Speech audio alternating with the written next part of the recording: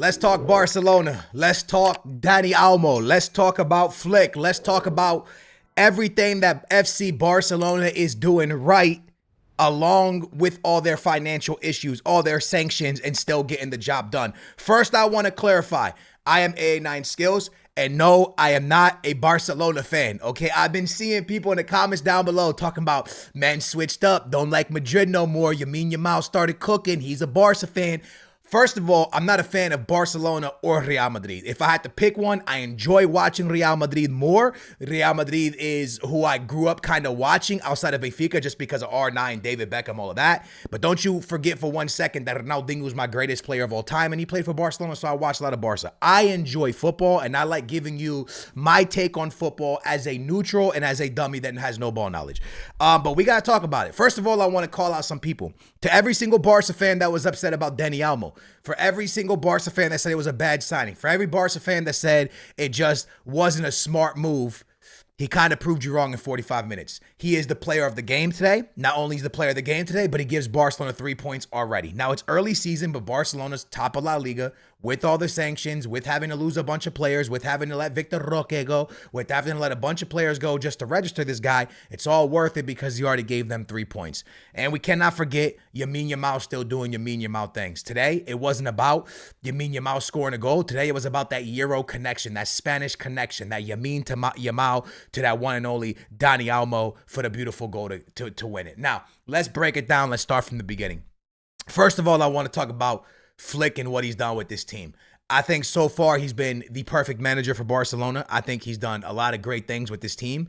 And I think there's a lot of players getting opportunities simply because of the sanction, right? With the sanctions and them not being able to spend certain money and buy certain players, I think that this has really helped them to find. They've always been a team that has used their academy. But now even more, we're going to see more academy players playing, and we're going to see a lot more younger players coming through Barcelona. The second thing to talk about is how the players have stepped up to the plate. What do I mean by that? Yamin Yamal, Lewandowski, I feel like is stepping up this year. Rafinha's doing really well. Dani Olmo off the bench, amazing, right? I think there's a lot of players stepping up for Barcelona this year.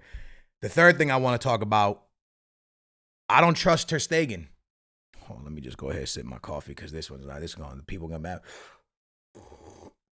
People about to be mad at me about that one. Look, I know Ter Stegen's first goal is not his fault in a way, but also you can't get beaten near post. I've tried to watch the goal back to see if I do think it's his fault, and a little bit first reaction when I first saw it, I thought it was. He could have done better. I'm just a little bit shaky about Ter Stegen in that. And again, y'all might think I'm stupid for that because Ter Stegen is one of the best goalkeepers that we've had in football in a very long time and for a long time.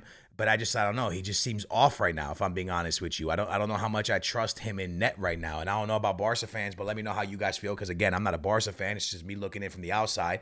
I feel like the man's kind of having a little bit of a shaky season, shaky preseason as well. Y'all let me know how you feel about that. But that's the first thing I want to talk about. Then we move forward. I think Kubasi was good. Obviously, Barcelona go down first, and it looks like it's going to be this really, really struggle of a game, which it was. It was a tough game. You're away from home, and now you're losing. But under this manager, Barcelona kept their cool. First half was pretty bad, in my opinion. Second half was a lot better, and the stars stepped up. Yamin Yamal gets another assist. Yamin Yamal gets another stat to contribution for the club. And the connection, the Spanish connection with Dani Olmo, right? Like, I think that that's something that we talk about. Dani Olmo outside of a lot of players. So, you know, let's say like my club Benfica, right? They sign a player. And a lot of times you sign a player and you got to give them, you know, they might need preseason or they need this or they need that or they need time to build chemistry. Dani Olmo slipped right into this team because a few of the players that are on this team, he was at the Euros with. So you're able to understand that these players trained together all summer. They spent time together all summer. They understand each other. And instantly, Yamin Yamal and Dani Olmo are able to cook something up and get the winner. Now, I know a lot of people are going to say, man, that's a basic football goal. Like, basic goal, blah, blah, blah, this, that. Maybe. But at the end of the day, lads, Yamin Yamal knew where Dani Olmo was going to be. And when you play a full summer, a full month with the player, it helped.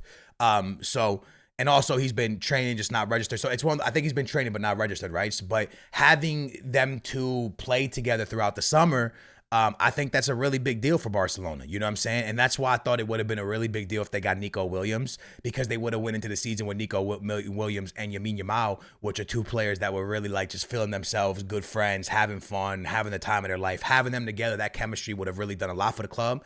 Unfortunately, they couldn't make that happen because of money and sanctions and all kinds of stuff like that. And I don't think Nico Williams wanted to leave yet. But then you also have Rafinha, who's been all right. So what I'm saying is they bought a player in that maybe not is the player that they 100% needed, but it's the player that, in my opinion, works the best. And it showed today. It already helped get 3 points, right? You could have brought somebody else in that's never played in La Liga or never played in Spain or doesn't really know nothing, and doesn't never play with Spanish players.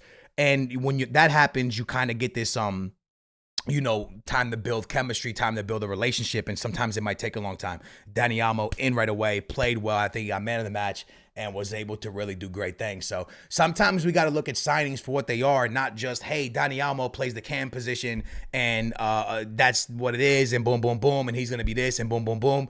We had to look at the big picture, and the big picture was, he's played with players that are on this team. He plays that position really well, and he offers a lot of contributions. That's one thing that we saw for him in the Euros. That's one thing we saw from him on his other team. He gives a lot of contributions to a team, whether it's assists, whether it's goals. So for me, this could end up, this is going to sound really crazy, but Dani Olmo could end up being the best signing of the summer.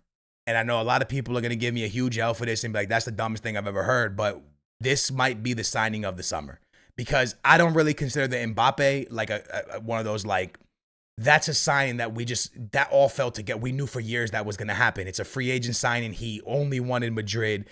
Like, Dani Olmo, Barca went out, got him, they had to bring him in. And when I look at what player around the world is going to help a team the most, I think Dani Olmo could be the signing of the summer, bro. Like, I legitimately believe that he could be the most important player that any team in Europe bought. And Barca might have got really, really lucky with him, right? There might be one of those things where this guy drops like massive amount of contributions and helps the team win a lot of trophies, or helps the team win a lot of games. And I think he just might be the most important transfer signing of the summer. I try to think to myself of other players that moved this year, that are going to impact the team more than I think Dani Olmo will. I think Endrick will be good for Real Madrid, but I don't think he's going to get as much playing time because of Mbappe. So I think Dani Olmo will get way more playing time.